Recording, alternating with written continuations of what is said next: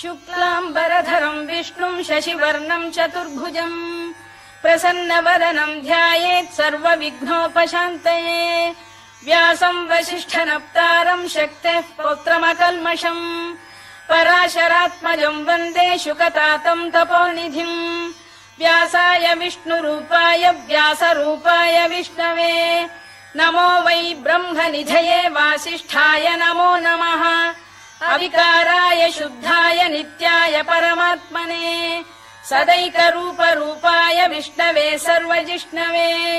यस्य स्मरणमात्रेण जन्म संसारबन्धनात् विमुच्यते नमस्तस्मै विष्णवे प्रभविष्णवे ॐ नमो विष्णवे प्रभविष्णवे।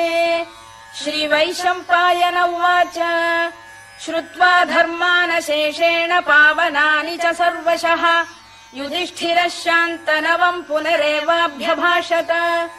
युधिष्ठिर उवाच किमेकम् दैवतम् लोके किम् वाप्येकम् परायणम् स्तुवन्तः कङ्कमर्चन्तः प्राप्नुयुर्मानवा शुभम् को धर्मः सर्वधर्माणाम् भवतः परमो मतः किम् जपन्मुच्यते जन्तुर्जन्म संसारबन्धनात्। श्रीभीष्म उवाच जगत्प्रभुम् देवदेवमनन्तम् पुरुषोत्तमम् स्तुवन्नाम सहस्रेण पुरुषः सततोत्थितः तमेव चार्चयन् नित्यम् भक्त्या पुरुषमव्ययम् ध्यायन् स्तुवन् नमस्यम् च यजमानस्तमेव च अनादिनिधनम् विष्णुम् सर्वलोकमहेश्वरम् लोकाध्यक्षम् स्तुवन् नित्यम् सर्वदुःखातिगो भवेत् ब्रह्मण्यम् सर्वधर्मज्ञम् लोकानाम् कीर्तिवर्धनम् लोकनाथम् महद्भूतम् सर्वभूतभवोद्भवम् एष मे सर्वधर्माणाम् धर्मोऽधिकतमो मतः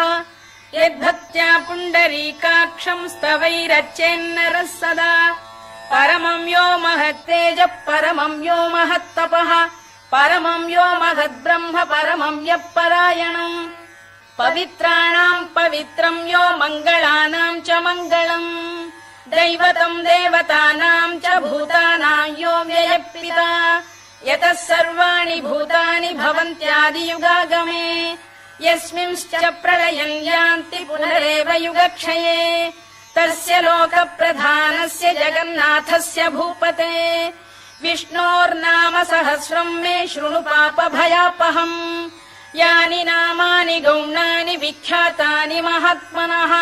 ऋषिभिः परिगीतानि तानि वक्ष्यामि भूतये ऋषिर्नाम्नाम् सहस्रस्य वेदव्यासो महामुनिः